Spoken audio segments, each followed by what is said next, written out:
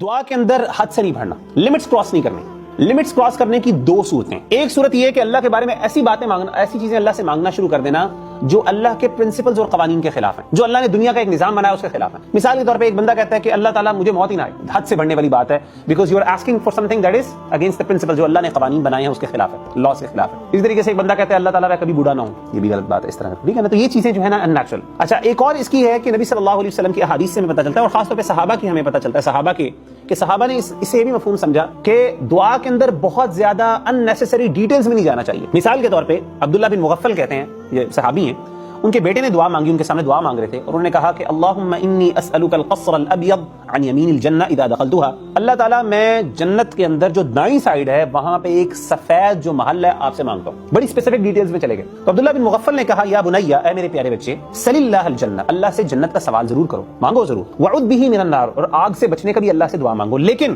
میں نے اللہ کے رسول صلی اللہ علیہ وسلم سے یہ بھی سنا تھا یقون قوم یعتدون فی الدعاء والطہور، کہ میری قوم کے کچھ ایسے لوگ ہوں گے جو دعا کے اندر لمٹس کو کراس کریں گے، حد سے بڑھ جائیں گے۔ اور حد سے بڑھنے کا مطلب یہ کہ بہت زیادہ ان نیسیسری ڈیٹیلز اللہ کو بتانا، اللہ ایسا ہو ایسا ہو ایسا ہو، اللہ سے خیر کی بات مانو کہ یہ حرام نہیں ہے، مانگ سکتے ہیں آپ اللہ سے جو مرضی مانگیں، جو جائز چیز ہے نا وہ تو اللہ سے مانگ سکتے ہیں، آپ کا اور اللہ کے درمیان معاملہ ہے، لیکن پسند نہیں کیا گیا اس چیز کو بہت اس لیے ہمیشہ کوشش کریں اپنی دعا کو جنرل رکھیں۔ اس کا فائدہ کیا ہوتا ہے یہ یاد رکھیں، یہ دیکھیں نبی صلی اللہ علیہ وسلم نے جو باتیں بتائی اس کی حکمت بہت ہوتی ہے، اس سے نا آپ اپنی ایکسپیکٹیشنز کو ذرا تھوڑا سا مینیج کر رہے ہوتے ہیں۔ نبی صلی اللہ علیہ وآلہ وسلم نے فرمایا جلدی نہیں کرنی دعا کے اندر، اور دعا میں جلدی کا مطلب یہ ہے کہ اگر ایک آپ جائز دعا مانگ رہے ہیں تو keep on invoking Allah, keep on asking for it,